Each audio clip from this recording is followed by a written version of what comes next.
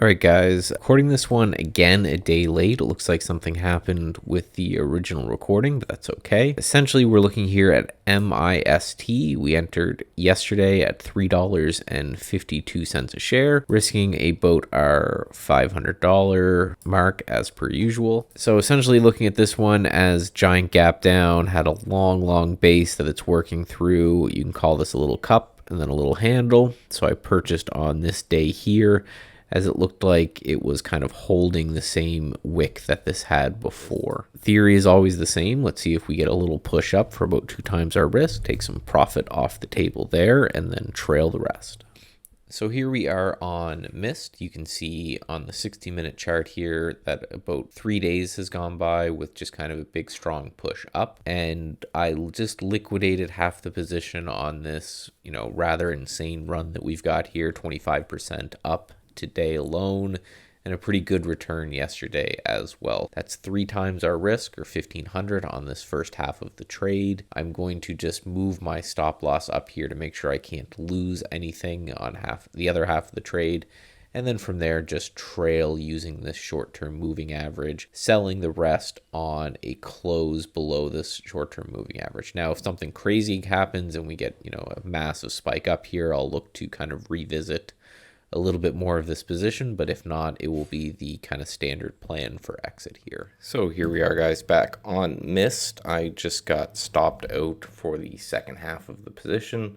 Kind of disappointing, but we'll go over all of that in the wrap up that I will record at the end of the day. So I'll talk to you guys then. So for the summary here on MIST, let's first take a look at this trade. And again, this is something that I suggest every trader do, but more importantly, new traders do, is when you have a swing trade like this, I don't record all of them and upload them to YouTube for you guys, of course, but this is something I do with most of my swing trades, where I just take a moment, and whether or not I record it or not, I just summarize what I did and what I think I could do better, my reason for entry, and I've got kind of you could call it a spreadsheet or a Google Doc or something, where I put a handful of trades every now and then that worked out well, or things that I really think I could do better on. And I review those periodically just to kind of keep myself up and in check when it comes to my trading. The idea here for MIST was essentially this long base that broke up higher, and then we put in this other additional base right through here, and you can see this kind of potential rounded bottom here. So we picked a little bit up in this area and held it for only 2 or 3 days until we had this kind of monster run up here, where we actually took out kind of part of the position, somewhere on this candle.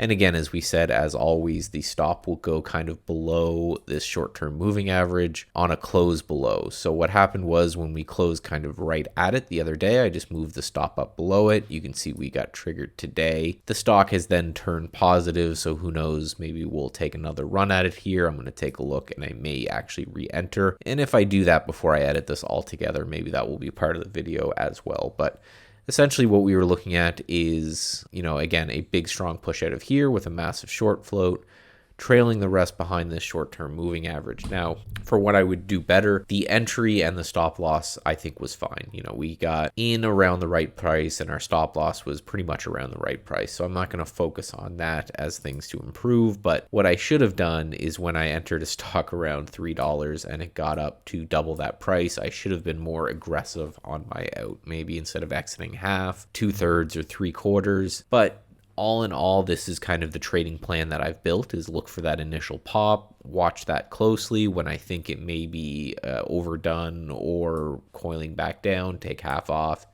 and then again exit the rest as the trend has continued to be broken. Although the result here wasn't what we wanted to see, with again a $1,700 net winner thereabouts and a $500 loser, so we'll call it 3 and change risk reward, or 3 and change return on your money. Some people just call it R, 3R. It's the easiest way to put it, where you use this as a risk unit and this is your reward unit. You just divide them, and that's how much you made off every unit of risk. So again, anything over 2 I'm happy with. I like 3, 4, and 5 obviously way better. So again, looking back, more of a profit as this thing got insane would be pretty much the only change that I would make. That's what we are watching for on this one, and that's what I'm going to look to learn to do on the other one.